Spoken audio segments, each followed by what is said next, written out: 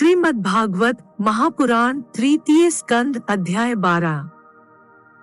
श्रीमद् भागवत महापुराण तृतीय स्कंद द्वादश अध्याय है। सृष्टि का विस्तार। श्री मैत्रेय जी ने कहा, विदुर जी, यहाँ तक मैंने आपको भगवान की कालरूप महिमा सुनाई। अब जिस प्रकार ब्रह्मा जी ने जगत की रचना की वह सुनिए। सबसे पहले उन्होंने अज्ञान की 5 वृत्तियां तम, अविद्या, मोह, अस्मिता, महामोह, राग, कामिश्र, द्वेष और अंध कामिश्र अभिनिवेश रची। किंतु इस अत्यंत पापमयी सृष्टि को देखकर उन्हें प्रसन्नता नहीं हुई। तब उन्होंने अपने मन को भगवान के ध्यान से पवित्र कर उससे दूसरी सृष्टि रची। इस बार ब्रह्मा जी ने सनक, सनंदन, सनातन और सनत कुमार ये 4 निवृत्ति परायण ऊर्ध्वरेता मुनि उत्पन्न किए। अपने इन पुत्रों से ब्रह्मा जी ने कहा, पुत्रों, तुम लोग सृष्टि उत्पन्न करो। किंतु वे जन्म से ही मोक्ष मार्ग, निवृत्ति मार्ग का अनुसरण करने वाले और भगवान के ध्यान में तत्पर थे, इसलिए उन्होंने ऐसा करना नहीं चाहा। जब ब्रह्मा जी ने देखा कि मेरी आज्ञा न मानकर ये मेरे पुत्र मेरा तिरस्कार कर रहे हैं, तब उन्हें असह्य क्रोध हुआ। उन्होंने उसे रोकने का प्रयत्न किया, किंतु बुद्धि द्वारा उनके बहुत रोकने पर भी वह क्रोध तत्काल प्रजापति की भौहों के बीच में से एक नील लोहित, नीले और लाल रंग के बालक के रूप में प्रकट हो गया। वे देवताओं के पूर्वज भगवान भाव रुद्र रो रो कर कहने लगे, जगत पिता विधाता, मेरे नाम और रहने के स्थान बतलाइए। तब कमल्योनी भगवान ब्रह्मा ने उस बालक की प्रार्थना पूर्ण करने के लिए मधुर वाणी में कहा, रो मत, मैं अभी तुम्हारी इच्छा पूरी करता हूँ। देवश्रेष्ठ, तुम जन्म लेते ही बालक के समान फूट फूट कर रोने लगे, इसलिए प्रजा तुम्हें रुद्र नाम से पुकारेगी। तुम्हारे रहने के लिए मैंने पहले से ही हृदय, इंद्रिय, प्राण, आकाश, वायु, अग्नि, जल, पृथ्वी, सूर्य, चंद्रमा और तप ये स्थान रच दिए हैं। तुम्हारे नाम मन्यु, मनु, महिनस, महान, शिव, ऋतध्वज, उग्ररेता, भव, काल, वामदेव और धृतव्रत होंगे तथा धी, वृत्ति, उष्णा, उमा, नियुत, सर्पी, इला, अंबिका, इरावती, सुधा और दीक्षा ये 11 रुद्राणियां तुम्हारी पत्नियां होंगी। तुम उपर्युक्त नाम, स्थान और स्त्रियों को स्वीकार करो और इनके द्वारा बहुत सी प्रजा उत्पन्न करो, क्योंकि तुम प्रजापति हो। लोकपिता ब्रह्मा जी से ऐसी आज्ञा पाकर भगवान नील लोहित बल, आकार और स्वभाव में अपने ही जैसी प्रजा उत्पन्न करने लगे। भगवान रुद्र के द्वारा उत्पन्न हुए उन रुद्रों को असंख्य यूथ बनाकर सारे संसार को भक्षण करते देख ब्रह्मा जी को बड़ी शंका हुई। तब उन्होंने रुद्र से कहा, सुरश्रेष्ठ, तुम्हारी प्रजा तो अपनी भयंकर दृष्टि से मुझे और सारी दिशाओं को भस्म किए डालती है, अतः ऐसी सृष्टि न रचो। तुम्हारा कल्याण हो। अब तुम समस्त प्राणियों को सुख देने के लिए तप करो। फिर उस तप के प्रभाव से ही तुम पूर्ववत इस संसार की रचना करना। पुरुष तप के द्वारा ही इंद्रियातीत, सर्वांतर्यामी, ज्योतिः स्वरूप श्रीहरि को सुगमता से प्राप्त कर सकता है। श्री मैत्रेय जी कहते हैं, जब ब्रह्मा जी ने ऐसी आज्ञा दी तब रुद्र ने बहुत अच्छा कहकर उसे शिरोधार्य किया और फिर उनकी अनुमति लेकर तथा उनकी परिक्रमा करके वे तपस्या करने के लिए वन में चले गए। इसके पश्चात जब भगवान की शक्ति से संपन्न ब्रह्मा जी ने सृष्टि के लिए संकल्प किया, तब उनके 10 पुत्र और उत्पन्न हुए। उनसे लोक की बहुत वृद्धि हुई। उनके नाम मरीचि, अत्रि, अंगिरा, पुलस्त्य, पुलह, क्रतु, भृगु, वशिष्ठ, दक्ष और 10वें नारद थे। इसमें नारद जी प्रजापति ब्रह्मा जी की गोद से, दक्ष अंगूठे से, वशिष्ठ प्राण से, भृगु त्वचा से, क्रतु हाथ से, पुलह नाभि से, पुलस्त्य ऋषि कानों से, अंगिरा मुख से, अत्रि नेत्रों से और मरीचि मन से उत्पन्न हुए। फिर उनके दाएं स्तन से धर्म उत्पन्न हुआ, जिनकी पत्नी मूर्ति से स्वयं नारायण अवतीर्ण हुए, तथा उनकी पीठ से अधर्म का जन्म हुआ और उससे संसार को भयभीत करने वाला मृत्यु उत्पन्न हुआ। इसी प्रकार ब्रह्मा जी के हृदय से काम, भौहों से क्रोध, नीचे के होंठ से लोभ, मुख से वाणी की अधिष्ठात्री देवी सरस्वती, लिंग से समुद्र, गुदा से पाप का निवास स्थान, राक्षसों का अधिपति निवृत्ति, छाया से देवहूति के पति भगवान कर्दमजी उत्पन्न हुए। इस तरह यह सारा जगत जगत कर्ता ब्रह्मा जी के शरीर और मन से उत्पन्न हुआ। विदुर जी, भगवान ब्रह्मा की कन्या सरस्वती बड़ी ही सुकुमारी और मनोहारी थी। हमने सुना है एक बार उसे देखकर ब्रह्मा जी काम मोहित हो गए थे, यद्यपि वह स्वयं वासनाहीन थी।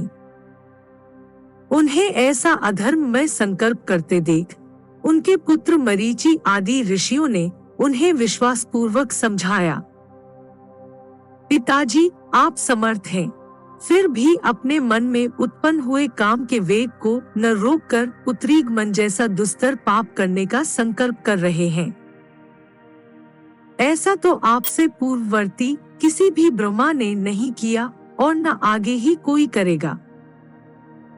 जगत गुरु, आप जैसे तेजस्वी पुरुषों को भी ऐसा काम शोभा नहीं देता, क्योंकि आप लोगों के आचरणों का अनुसरण करने से ही तो संसार का कल्याण होता है।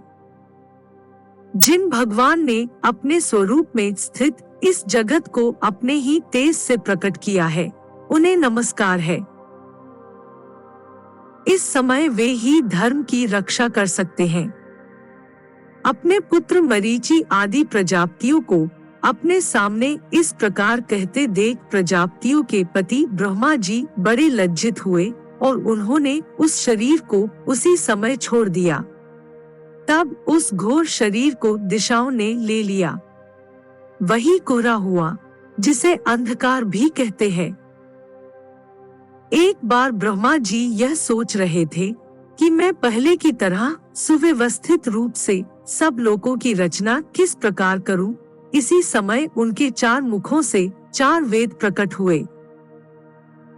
इनके सिवा उपवेद, न्याय शास्त्र, होता, उद्गाता, अध्वर्यु और ब्रह्मा, इन 4 ऋत्विजों के कर्म, यज्ञों का विस्तार, धर्म के 4 चरण और चारों आश्रम तथा उनकी वृत्तियां सब भी ब्रह्मा जी के मुखों से ही उत्पन्न हुए। विदुर जी ने पूछा, तमोधन, विश्व रचिताओं के स्वामी श्री ब्रह्मा जी ने जब अपने मुखों से इन वेदादि को रचा, तो उन्होंने अपने किस मुख से कौन वस्तु उत्पन्न की, यह आप कृपा करके मुझे बतलाइए। श्री मैत्रेय जी ने कहा, विदुर जी, ब्रह्मा ने अपने पूर्व, दक्षिण, पश्चिम और उत्तर के मुख से क्रमशः ऋक्, यजुः, साम और अथर्व वेदों को रचा तथा इसी क्रम से शस्त्र, होता का कर्म, इज्या, अध्वर्यु अकर्म, स्तुतिस्तोम, उद्गाता का कर्म और प्रायश्चित, ब्रह्मा का कर्म, इन 4 की रचना की। इसी प्रकार आयुर्वेद, चिकित्सा शास्त्र, धनुर्वेद, शस्त्र विद्या, गांधर्व वेद, संगीत शास्त्र और स्थापत्य वेद, शिल्प विद्या, इन 4 उपवेदों को भी क्रमशः उन पूर्वादि मुखों से ही उत्पन्न किया। फिर सर्वदर्शी भगवान ब्रह्मा ने अपने 4 मुखों से इतिहास पुराण रूप 5वां वेद बनाया। इसी क्रम से षोडशी और उक्त, चयन और अग्निष्टोम, आप्तोर्याम और अतिरात्र तथा वाजपेय और गोसव, ये 2 याग भी उनके पूर्वादि मुखों से ही उत्पन्न हुए। विद्या, दान, तप और सत्य, ये धर्म के 4 पाद और वृत्तियों के सहित 4 आश्रम भी इसी क्रम से प्रकट हुए। सावित्र, प्राजापत्य, ब्रह्म और बृहत ये 4 वृत्तियां ब्रह्मचारी की हैं तथा वार्ता, संचय, शालीन और शिलोंच ये 4 वृत्तियां गृहस्थ की हैं। इसी प्रकार वृत्ति भेद से वैखानस, वालखिल्य, औदुंबर और फेनक ये 4 भेद वानप्रस्थों के तथा कुटीचक, बहुदक, हंस और निष्क्रिय परमहंस ये 4 भेद सन्यासियों के हैं। इसी क्रम से आन्वीक्षिकी, त्रयी, वार्ता और दंड नीति ये 4 विद्याएं तथा 4 व्याहृतियां भी ब्रह्मा जी के 4 मुखों से उत्पन्न हुई तथा उनके हृदयाकाश से कार प्रकट हुआ। उनके रोमों से उष्णिक, त्वचा से गायत्री, मांस से त्रिष्टुप, स्नायु से अनुष्टुप, अस्थियों से जगती, मज्जा से पंक्ति और प्राणों से बृहति छंद उत्पन्न हुआ। ऐसे ही उनका जीव स्पर्श वर्ण, कवर गादी पंचवर्ग और देह स्वर वर्ण अकार आदि कहलाया। उनकी इंद्रियों को उष्म वर्ण, शस्यसहा और बल को अंतहस्थ येरलव कहते हैं तथा उनकी क्रीड़ा से निषाद, ऋषभ, गांधार, षड्ज, मध्यम, धैवत और पंचम ये 7 स्वर हुए। हे तात, ब्रह्मा जी शब्द ब्रह्म स्वरूप हैं। वे वैखरी रूप से व्यक्त और ओंकार रूप से अव्यक्त हैं तथा उनसे परे जो सर्वत्र परिपूर्ण पर ब्रह्म है वही अनेकों प्रकार की शक्तियों से विकसित होकर इंद्रादि रूपों में भास रहा है। विदुर जी, ब्रह्मा जी ने पहला कामासक्त शरीर जिससे कोहरा बना था छोड़ने के बाद दूसरा शरीर धारण करके विश्व विस्तार का विचार किया। वे देख चुके थे कि मरीचि आदि महान शक्तिशाली ऋषियों से भी सृष्टि का विस्तार अधिक नहीं हुआ। अतः वे मन ही मन पुनः चिंता करने लगे, हो बड़ा आश्चर्य है, मेरे निरंतर प्रयत्न करने पर भी प्रजा की वृद्धि नहीं हो रही है। मालूम होता है इसमें दैव ही कुछ विघ्न डाल रहा है। जिस समय यथोचित क्रिया करने वाले श्री ब्रह्मा जी इस प्रकार दैव के विषय में विचार कर रहे थे, उसी समय अकस्मात उनके शरीर के 2 भाग हो गए। का ब्रह्मा जी का नाम है, उन्हीं से विभक्त होने के कारण शरीर को काय कहते हैं। उन दोनों विभागों से एक स्त्री पुरुष का जोड़ा प्रकट हुआ। उनमें जो पुरुष था वह सार्वभौम सम्राट स्वयंभुव मनु हुए और जो स्त्री थी वह उनकी महारानी शत्रुपा हुई। तब से मिथुन धर्म, स्त्री पुरुष संभोग से प्रजा की वृद्धि होने लगी। महाराज स्वयंभुव मनु ने शत्रुपा से 5 संतानें उत्पन्न की। साधु शिरोमणि विदुर जी, उनमें प्रियव्रत और उत्तानपाद 2 पुत्र थे तथा आकुति, देवहूति और प्रसूति 3 कन्याएं थीं। मनु जी ने आकुति का विवाह रुचि प्रजापति से किया। मझली कन्या देवहूति करदम जी को दी और प्रसूति दक्ष प्रजापति को। इन तीनों कन्याओं की संतति से सारा संसार भर गया।